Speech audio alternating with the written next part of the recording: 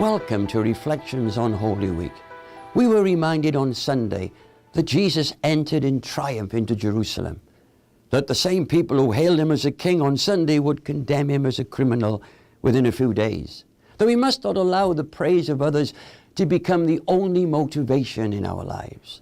On Monday, we were reminded that Jesus stayed in Bethany with his friends Mary, Martha, and Lazarus, that he chased the money changers out of the temple, and that he cursed the fig tree because it didn't have any fruit.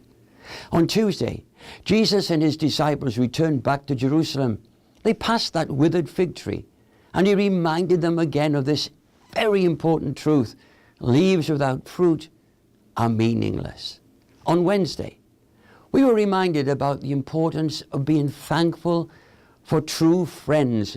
We don't need many, but we all need some. What happened on Thursday? From Bethany, Jesus sent Peter and John ahead of him to the upper room in Jerusalem to make preparation for the Passover feast. It was there that Jesus washed the feet of his disciples. As they prepared to share in the Passover meal, Jesus performed this incredible act of humility, teaching us a lesson that we should be willing to love and serve one another, an example for us all. It was then that Jesus began to explain to his disciples that he was going to allow his body to be broken and his blood to be shed on the cross.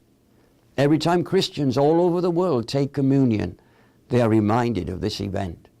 Later, Jesus and his disciples left the upper room and they went to the Garden of Gethsemane, where Jesus prayed in so much agony to God his Father. The Bible says that he sweat drops of blood. Later that evening in Gethsemane, Jesus was betrayed with a kiss by Judas Iscariot, one of his so-called disciples. Meanwhile, in the early morning, as the trial of Jesus was getting underway, Peter denied even knowing him. As we reflect on these events, when the real meaning of Easter was beginning to unfold, may we never deny or betray those we claim to love. Thank you for taking the time to be with me today. I look forward to being with you again tomorrow for another reflection on Holy Week.